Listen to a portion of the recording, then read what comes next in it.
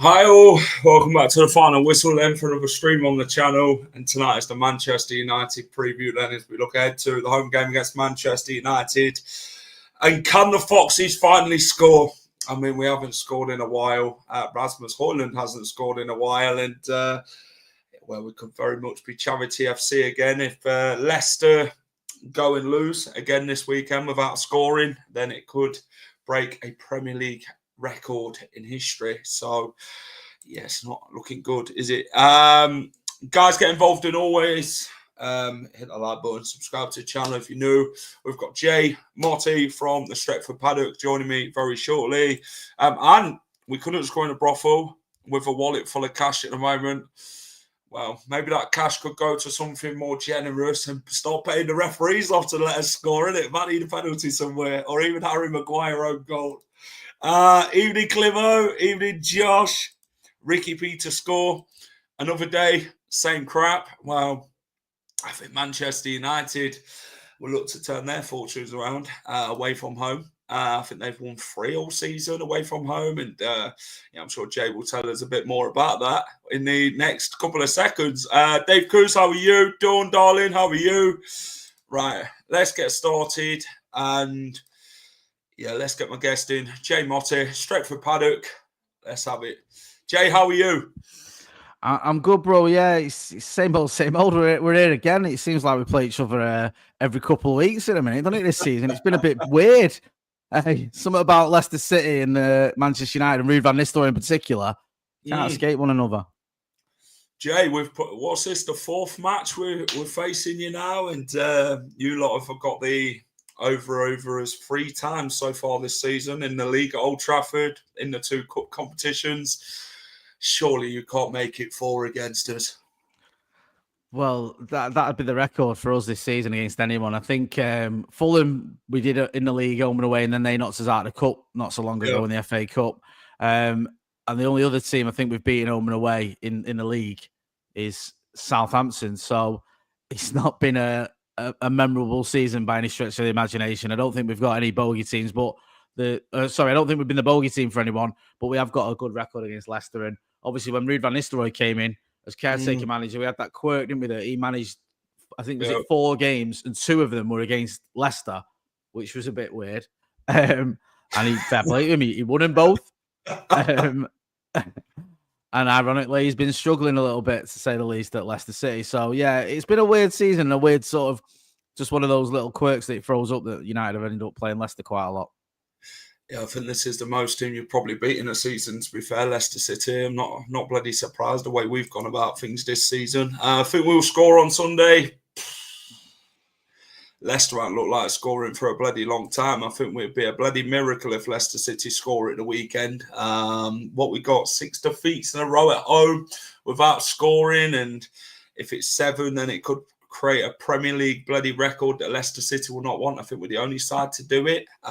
So, yeah, it's not looking good. Yes, we will score, but got beat 8 games, save our season, look at the next 4.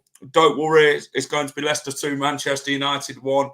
Dave, I love your optimism, mate. I really do. It says that with Jay Smile, you know, he's thinking, yeah, well, if Leicester can't score, maybe we have a chance here, you know. Evening, Charles. How are you, mate? Ruud can't win a raffle, let's be honest. 3 months at home without a goal or a point. I mean, yeah, it says it all, really, to be honest. And Jay, let everybody know where they can find you, mate, and what you do at the Stretford Paddock. Yeah, you can find me over on Stretford Paddock, talk about all things Manchester United, do all the same as what you do, Jack, you know, the reviews, watch-alongs, previews, interviews, fan reaction, all that stuff. So, yeah, if you are interested in what the red side of Manchester's got to say, come and check us out. Fantastic. Let me just get the Premier League table up so we know where we're looking at. And let's get on to the game. Leicester versus Manchester United.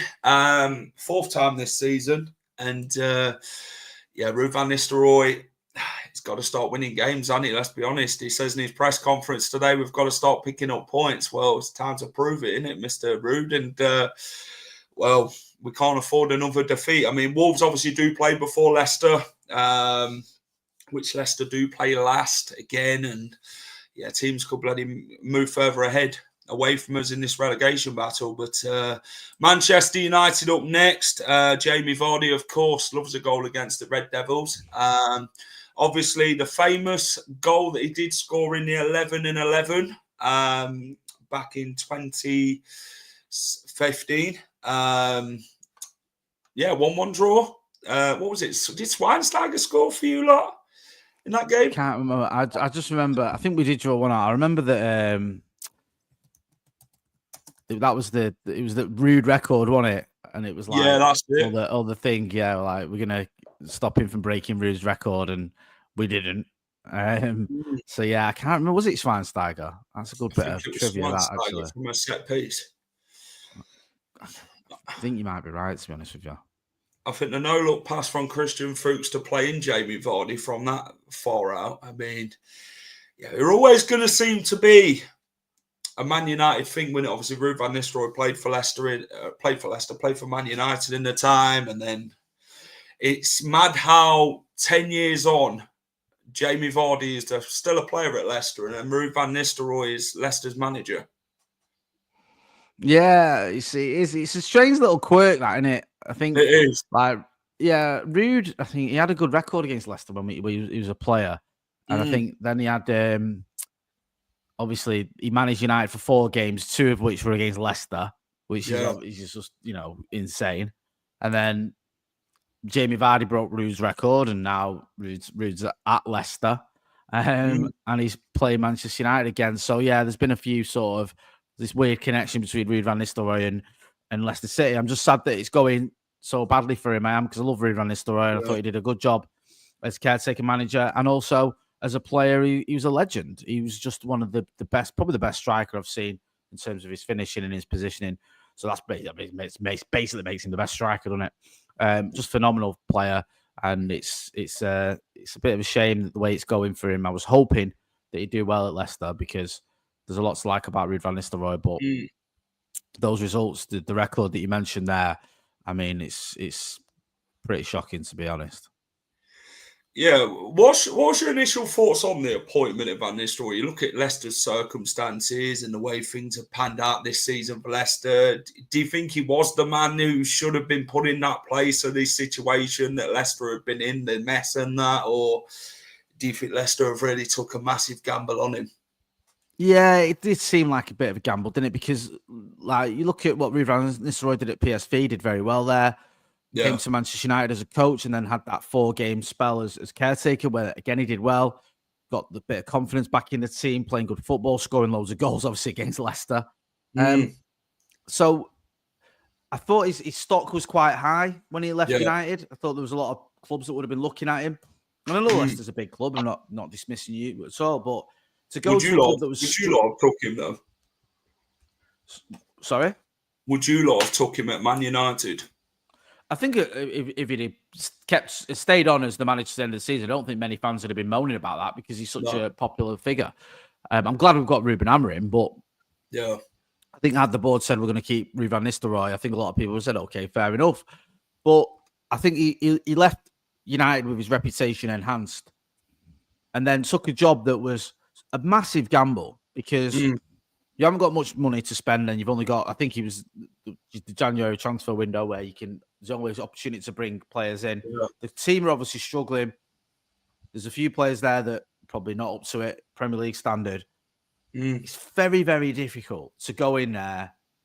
And don't forget, he only managed, 3 Premier League games in his career? Because I think one of them was the cup game.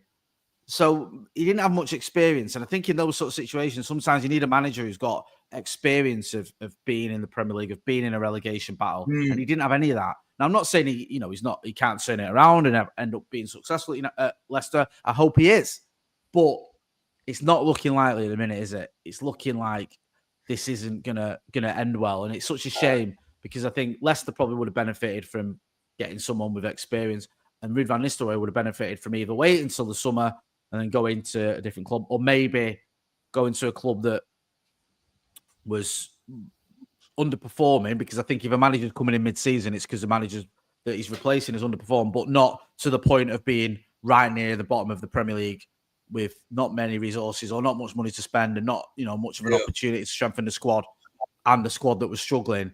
It just felt like it was a bit of hiding to nothing. And I also think sometimes with a player, someone like Ruud van Nistelrooy, he did well at United, but for those 4 games, it's only 4 games, but he'd been with the squad for a little while. He'd been there in pre-season. He'd been there at the beginning of the season. He got to know the squad. He got to know the players. Yeah. Ahmad was one of the players he sort of earmarked as a sort of a key player for him, and he did really well. He didn't know Leicester other than playing against them a couple of times. He didn't know the squad. He had to go there in the middle of a relegation dogfight, learn about this team, learn who he could, who he thought could do the business for him. And maybe there was an element, I don't know, you know much better than I will, obviously, of these players not being at a standard that he was used to working with at United. I know United have struggled, but we've got a few, players that are of a better caliber than what Leicester have got available to them. And then he goes to Leicester and it's like, okay, it's not as an easy fix. At United, you've got a squad there where you can go, all right, I'm going to pick Casemiro and push him further up the pitch. I'm going to pick Ahmad and make him a key player for me. I'm going to switch it up a little bit. At Leicester, you go in there and it's like, okay, what options have I got? Who can I turn to? Who can I rely on? And he's obviously been found wanting. Yeah, this has been Van Nistelrooy's a difficult part of his manager career. Let's be honest. I think it would be for any manager that comes in and manages Leicester City with the mess we're in on and off the pitch. Ruud's now gone down as the 3rd worst Premier League manager in history on stats in 15 games. And that's not something that he'd have wanted. And I just don't think these players are not good enough to defend.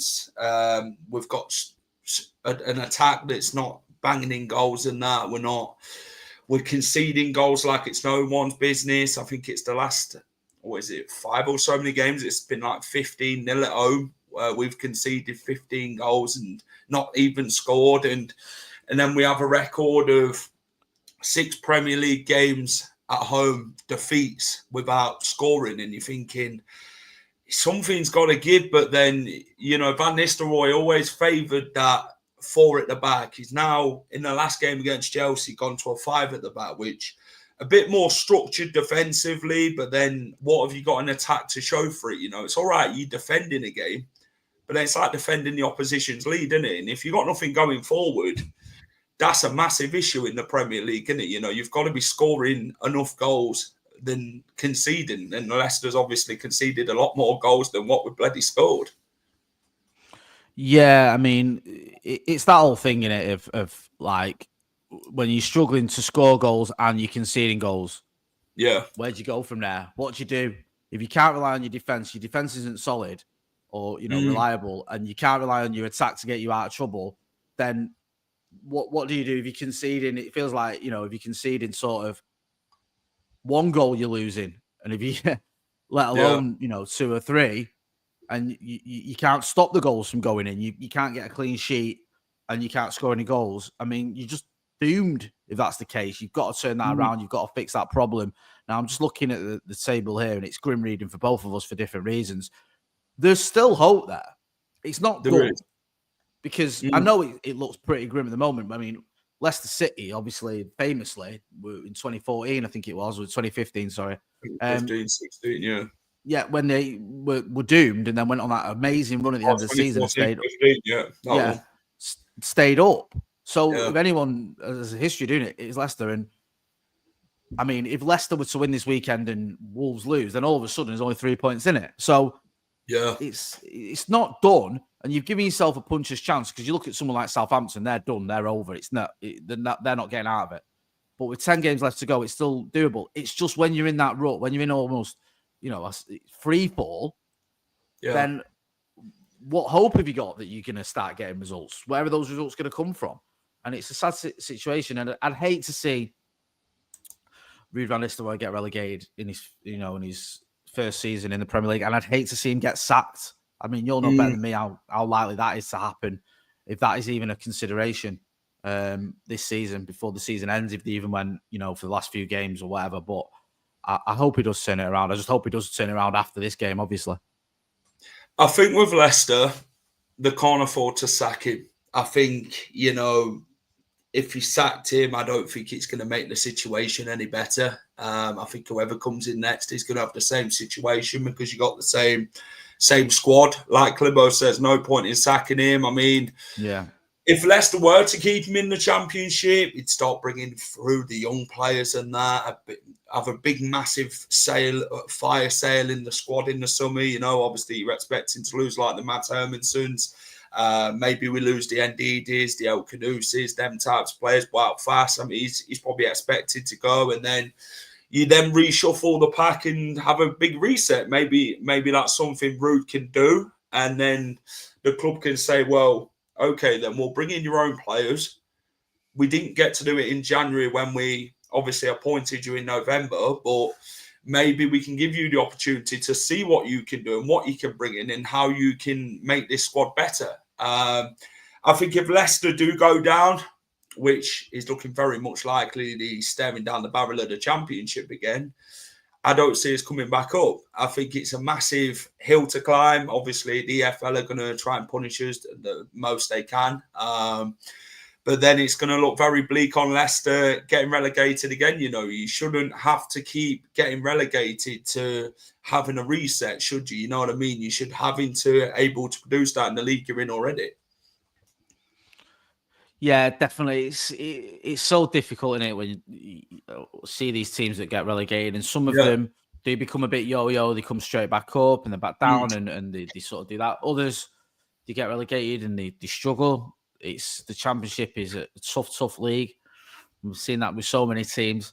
So it is a strange one, and I think that part of the problem is, I think the standard, just in general in football, for the so-called lesser teams, has got better. I'm not just saying that because United are sat in 14th and we've had our pants pulled down by almost every team that visits Old Trafford in particular. But you can see there's a better standard there.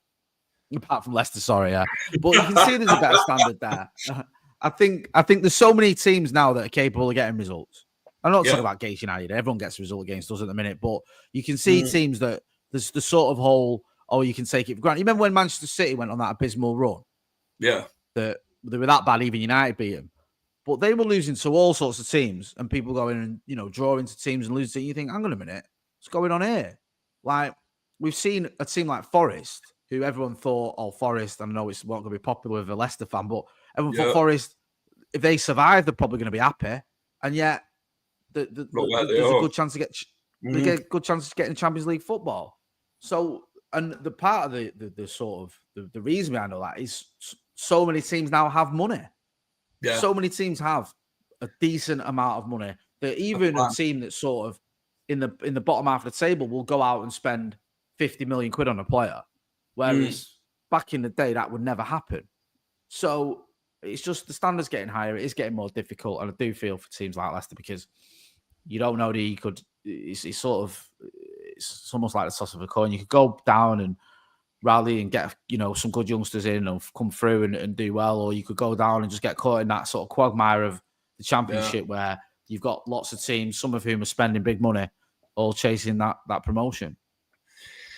This is Leicester's issue, isn't it? It's Leicester's own fault we're in this situation with how we've dealt with things and the big mistakes that we've made. You look at Bournemouth, Brighton, them types of teams with the plan they've got. That's what Leicester used to be. You could bring in a Riyad Mahrez, a Harry Maguire, them types of players, buy them for cheap and sell them on for huge amounts. And I just don't think I think since we've sold Wesley Fofana, we've not been buying these types of players. We've not really found hidden gems. We've been really bad at business and bloody handing out these massive wages, which have cost us in the long run, and FFP and all that, which I never thought we'd get down to. And then it's been a massive problem, Forest, they might have spent brought in 30 odd players or whatever it is that Forest have done, but they're up there this season, aren't they? They're competing because they deserve to be there. You look at Brighton, Bournemouth, even Aston Villa, Aston Villa are now back in with Unai Emery and that, and have got a very good side. And this is Leicester's downfall. Leicester are the shadow of themselves now. We're in the position where we thought, we'll really keep progressing every season, but then in the last couple of years, this could be the season where it's like 2 relegations from the Premier League in 3 seasons, and you're thinking, yeah, this ain't Leicester of old. Leicester were in around Europe, weren't they, for about 4 years with the Champions League, Europa League and that, and doing very well. And then all of a sudden, we've had a massive fall off, and people are like, yeah, what's going on at Leicester? It used to be a well-run club and this and that, and it's just gone horribly wrong. It's gone,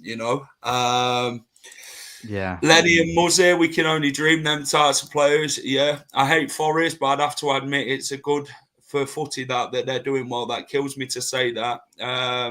Top has to back him and make major changes on and off the pitch, knowing he's not good enough to manage to take care.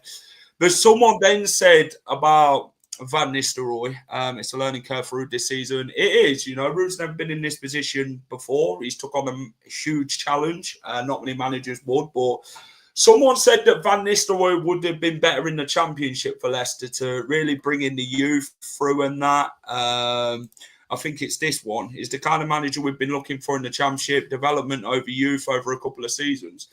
Do you think that's the type of manager we kind of needed? Obviously, we are staring down the barrel of the Championship now. It is very likely that we are going to go down this season. Do you think Ruud would have been better for next season than coming in this situation that we're in now?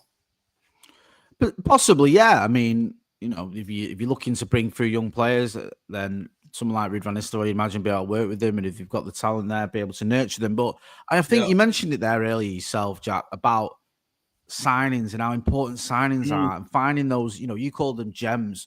And I think, you look at some of the signings, the sales that Leicester have had, how you've done it. You brought in players for relatively, small amounts, and you mentioned them there. Maguire, obviously, we paid 80 million quid for.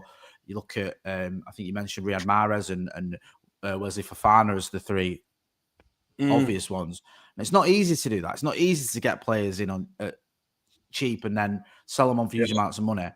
It's very difficult, but there are, teams that do it quite well, and you name checks a few of them. Brighton, the obvious one. You look at the amount of players that Brighton have got, and the amount of times they've sold on players and still kept themselves competitive. It's impressive. You look at someone like Casado or McAllister or whoever. I could go on and on. There's been loads. Cucurella. There's been loads at Brighton, haven't they, where they've got them in relatively cheap, moved them on. What happens though sometimes is, if you have a couple of bad transfer windows in terms of the recruitment, you come unstuck. I remember a few years ago, Southampton kept having these players and selling them, and they were just always doing well. Usually selling them to Liverpool, to be fair. There always seems to be this thing of Liverpool buying the Southampton players, but Southampton kept going and they were always competing. And I remember we played them in a League Cup final, and they were finishing in the top half of the table, and everything seemed great. And then they lose 1 or 2 players, and they don't replace them properly, and then all of a sudden, it all starts to unravel. So I think if Ruud does stay next season and you are in the Championship, recruitment's still going to be a big part of that. You've got to get it right. I know you're talking about buying players and moving them on and for big money in the Premier League, but even in the Championship, it's not just about bringing through youngsters. You've got to make the good signings as well and keep hold of the players, the right players. That's another area where some Premier League teams will see that they go down, and sometimes they keep hold of the wrong players and let the ones they should have kept hold of go. That can be make or break. So there's loads of different facets to it. Ruud as a coach, I think he's a good coach. Can he get the best out of the Leicester team in the Championship? There's no reason to think he couldn't. I hope he can. But again, recruitment is so key in any level of football now. The reason United are struggling, people might point the finger at bad management, and I know it sort of ties in with it and all the rest of it. And obviously the Glazer ownership's been horrible, but we've spent over £1 billion and we've wasted so much of that on players that just weren't good enough and aren't good enough. And even now we're at the point where you mentioned it earlier. I think it might have been off camera. I'm not sure if it was on camera or off camera. We've got players there like Rasmus Højlund, who I quite like, but he's gone 21 games without a goal and he cost £72 million. You've got Casemiro, he's had a few good games of late, but we paid £70 million for him. I think he's on 300k a week. Expensive signings. Even Harry Maguire, who I think has been a decent player for Manchester United. Has he been worth £80 million though? No, he hasn't. We massively overpaid for him. And when you make those decisions, when you spend that money like that, and you don't get the player you thought you were getting, then you're going to struggle. And I know people are probably watching going, poor Manchester United spending hundreds of millions of pounds on players that aren't good enough. But it's relative. And it's whether you're Manchester United spending £80 million on a player that ain't good enough, or Leicester spending £20 million on a player that ain't good enough. If you don't get the recruitment right, you're going to struggle. I agree. Let's talk about the opposition before we talk about the game. Man United sit 14th in the table. What is it? Nine wins this season, 12 defeats, 7 draws, 3 wins away from home in the league. Not really been pretty, has it? Home and away for Man United this season. It's probably one of the worst Manchester United sides you've ever seen. Well, it is the worst I've ever seen. But how do you, obviously, since you played Leicester, I think you played about 4 games, haven't you? I think your last game was a draw against Arsenal in the Premier League, and I think you've had a few others, haven't you? But what sort of gone on at Man United this season? Obviously, Ruben Amorim is still sort of trying to figure things out, and that Bruno Fernandes has been a massive key part to Manchester United. He seems to be the man where everything comes through. Talk to me about Manchester United. I mean, look, we've massively underperformed this season. You said, is this the worst United team I've ever seen? I think it is, probably. Yeah. I'm a bit too young to remember the team that really struggled under Sir Alex Ferguson when he first arrived. But the league doesn't lie. We're 14th. We've never been in this position in the Premier League, I think, ever at this stage of the season. You might have after a couple of games when the season started in the past, and then we've got going. But for Manchester United to be 14th in the middle of March is unheard of. And look, I'm not blaming it all on injuries. Everyone has injuries, but we have lost key players. That has affected us. It just has. Lisandro Martinez is a key player. He's out for the season. Kobe Mainoo is a player that I love. He's out for the next 6 weeks. Ahmad, who we mentioned, Leicester fans will know him well for what he did to you guys at Old Trafford. He's out for maybe till the end of the season or just before the end of the season. You've had other players that you almost forget about, like Luke Shaw, like Mason Mount. It's been hard. It really has. It's been a really testing season. Obviously, the managerial change has taken a little while to get going. He's in terms of the system he plays and the players adapting to it. But I think there are some green shoots there. I think the performances in the Europa League in particular have given us a little bit of confidence. And obviously with that, it's a backdoor into the Champions League next season. If we win it, we're through to quarterfinals in that competition as well. So that is a little bit of hope. Plus the 2 signings that he has made, Ruben Amorim in Aiden Heaven and Patrick Dorgu, look like they are good players, good young players that fit into his system. I know Dorgu had a red card, but he played very well the other night. And I think there's a player there. But ultimately, I can blame injuries. I can blame managerial changes. But I can't excuse it. For United to lose the amount of games we've lost, to lose at home in particular, to the likes of Crystal Palace, Bournemouth, Brighton, I think, even one of the wins we had against Southampton, who were a terrible team, they played us off the park for an hour. It's not good enough. I think there has been a complacency at the times in the team. We're failing to take our chances. We're failing to create enough chances. Too many players just, when it has got tough, haven't been up for it. And that's been our undoing. Now, you mentioned Bruno Fernandes. He's on one at the minute in a good way. I was at the game against Sociedad last night. He was fantastic, as you'll know, because he got a hat-trick. But it wasn't just the goal. Sorry? A 4-1 win, was it? Yeah, 4-1 win. He scored a hat-trick. 2 of them were penalties, I think. But it wasn't just the goals. He was everywhere, creating, tackling, getting stuck in. wanting the ball, rallying his teammates, a real captain's performance. We saw it Arsenal. Yeah, Arsenal. And I think when you've got a player like Bruno Fernandes, you've always got a chance of winning a football match. He's that good. And his record speaks for itself. Even this season, United have struggled. I think Bruno's got something like 28 goal involvements or something in 40-odd games, something like that. 20-odd goal involvements in 40-odd games for a United side that struggled.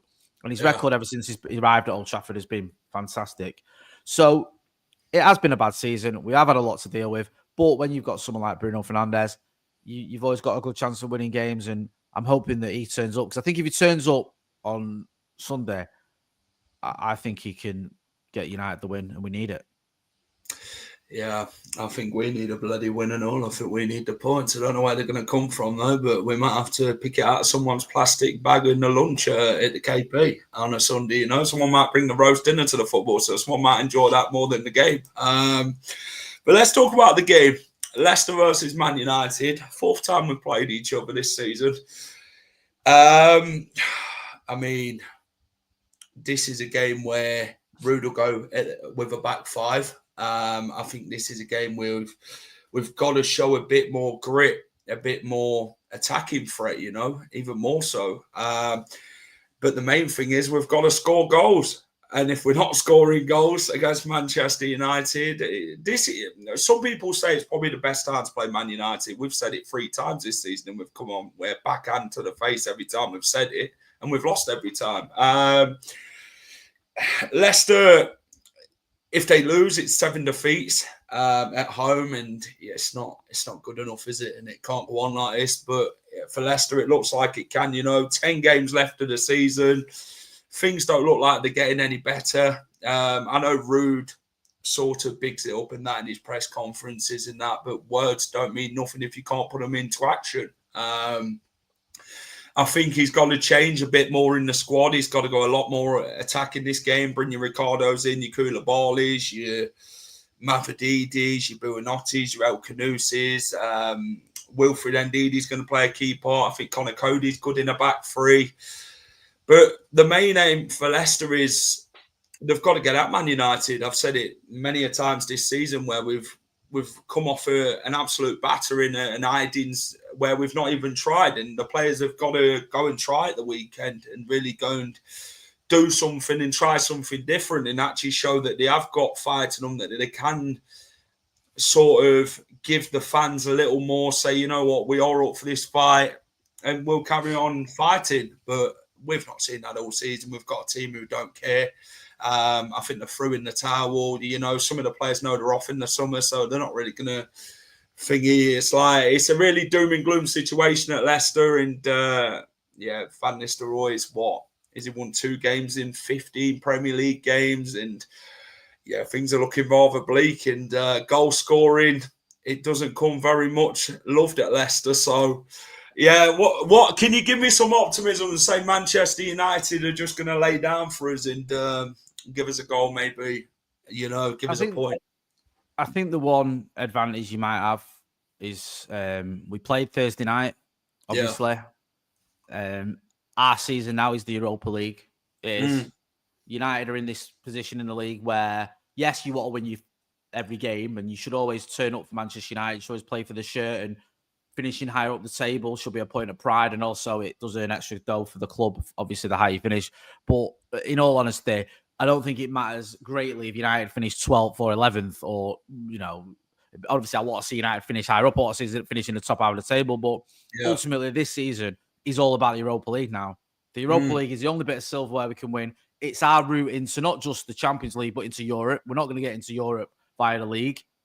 It's going to have to be the Europa League. So that might go in Leicester's favour if there is a little bit of a distraction from the players. Maybe they're not up for it as much in the league because it's like, if the going's getting a bit tough, it's not the end of the world. It doesn't really matter. We have seen United players in the past this season or earlier this season, I wouldn't say down tools. I think that sounds a bit harsh, but maybe not be up for it like they should be.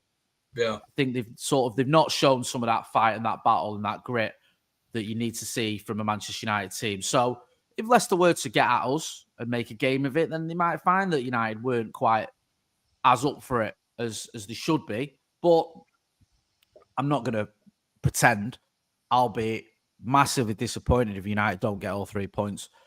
Despite United having our issues, I thought the game against Arsenal, was the second half in particular was very good from United.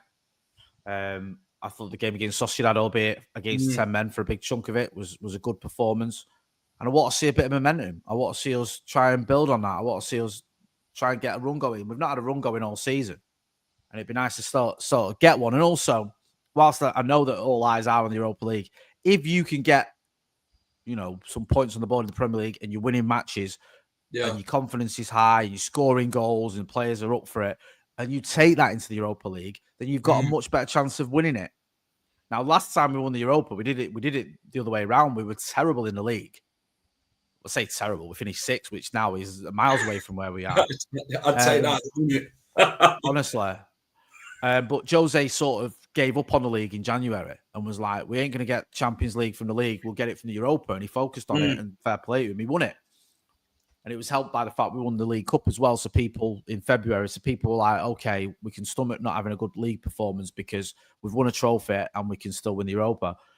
But this time around, I'd like to see United putting some wins together, a run together, getting a bit of momentum going, and taking that into the Lyon game, which is on the horizon as well. And obviously that is the season for United. So whilst United have issues and problems, especially scoring goals, as you've mentioned, I still think United should win this one. And I think that we have to try and get a bit of momentum going and keep the momentum going that we've had recently to take that into Europa League, which is what's going to make or break our season.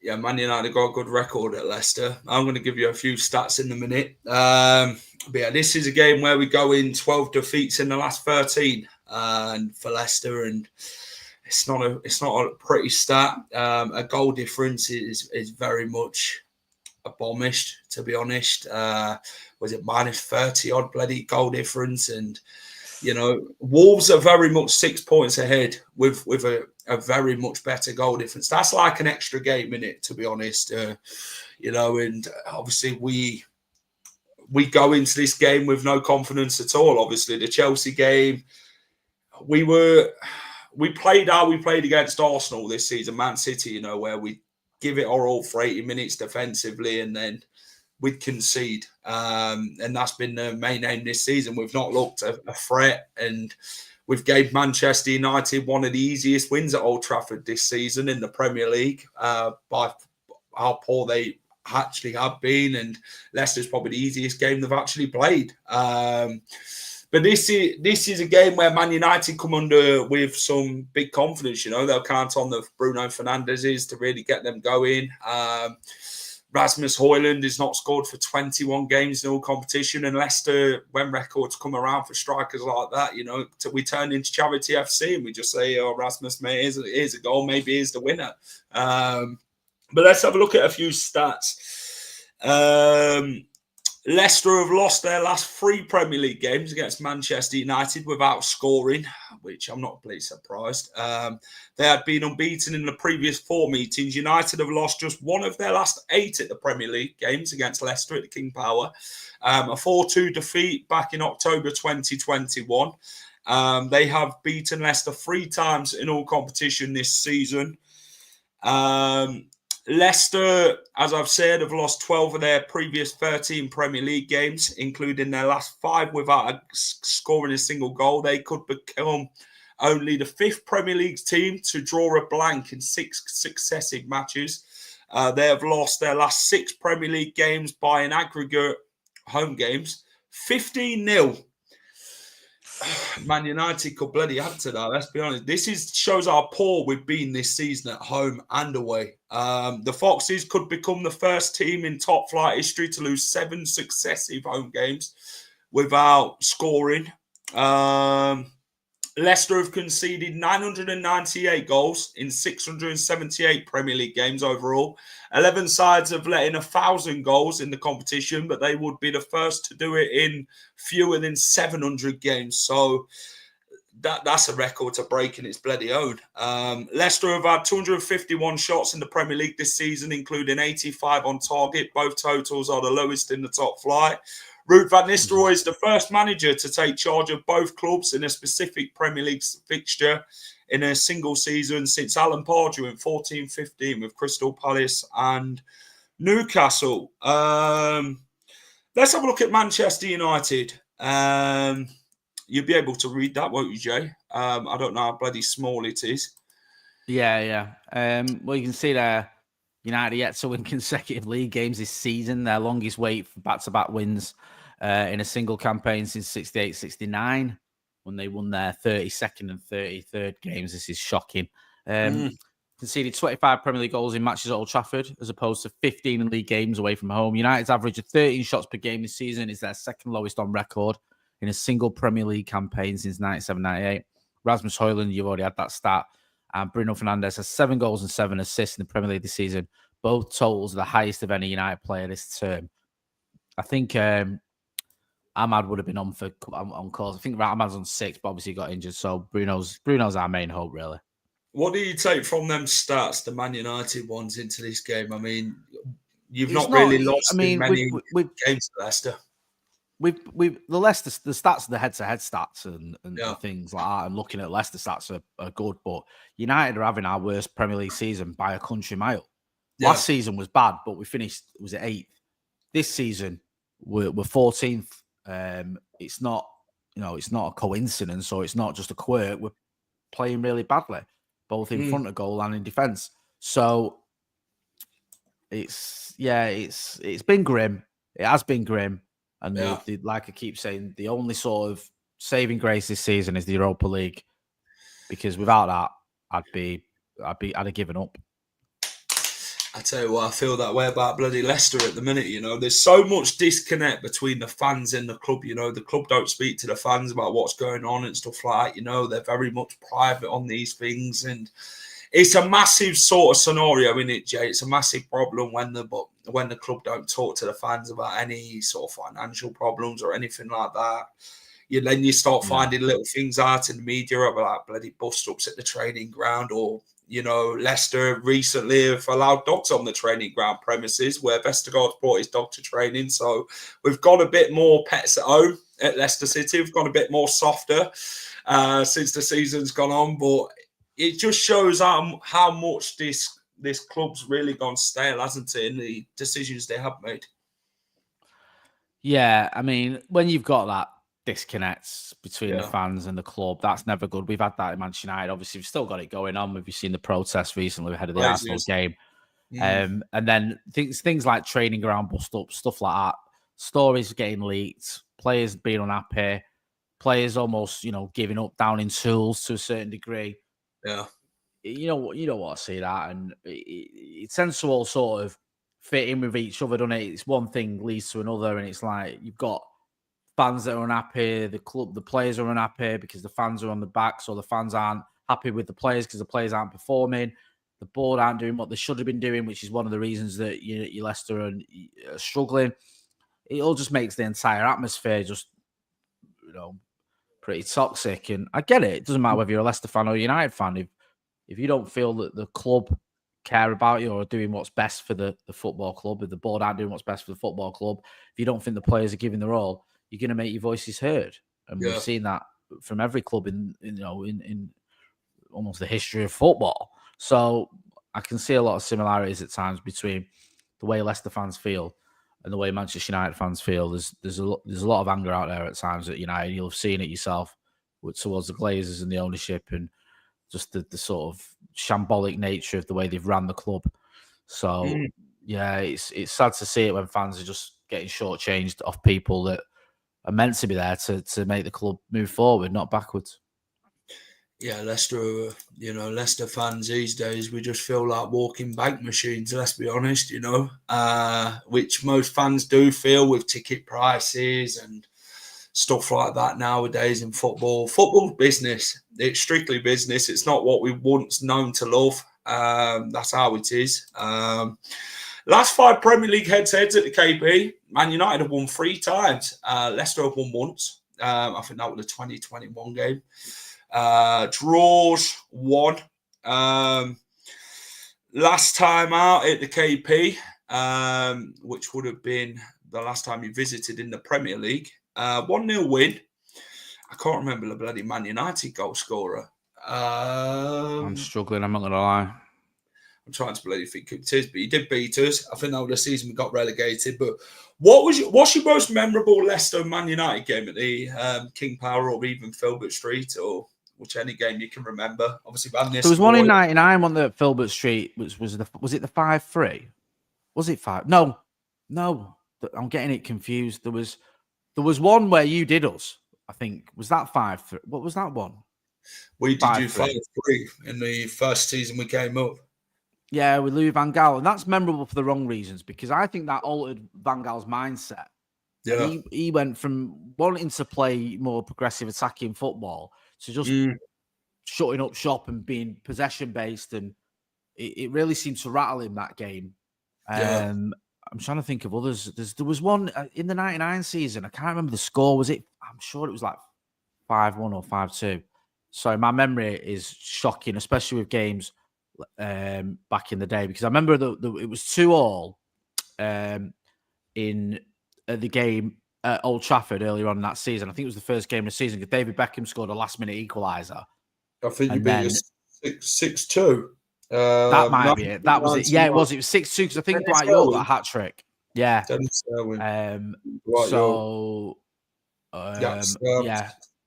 Yeah. That was the game. Sorry, I couldn't remember the score. So we sort of got not revenge for a draw, but we were by that time we were on it. We'd got going, and that was in the middle of a sort of a run that took us to the top of the table. I think during that run we didn't lose again that season at all. I think we won in every competition because obviously we won the treble. So that was a memorable season, obviously a memorable game. But yeah, we've had a few decent games. We've seen Leicester and Manchester United. I don't think this is going to be a classic by any stretch of the imagination because of the state of the two teams. Yeah, I don't think this is going to be a bloody 5-3 game. We can't bloody score. So I don't think we're going to get 5. Look, the 5-3 game is my most memorable one. I think that's one of the greatest comebacks I've ever seen in Leicester. Di Maria scores, Van Persie scores, and then Ochoa gets one back. Herrera then makes it 3-1, and then Nugent scores, Cambiasso gets one back, and then, you got Jamie Vardy scoring to make it 4-3. And then you've got Leonardo Ulloa makes it 5, and, Leicester's in bloody pandemonium at that bloody point, and Van Gaal's bloody threw his bloody book on the floor. He's had enough. He's folded his arms. I think Ryan Giggs is his assistant at that game, I think it was. And then that was one of our greatest wins that season. But the thing is with Leicester, I think in the 14-15 season, we didn't really win after that.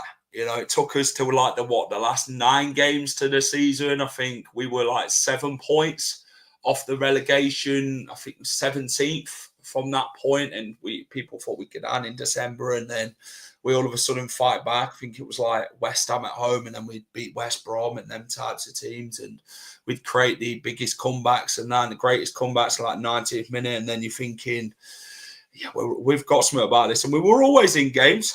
Very much so. I think we were 7 points adrift, and then, people thought, yeah, Leicester's relegated, it's done, bottom of the table, see you, Leicester.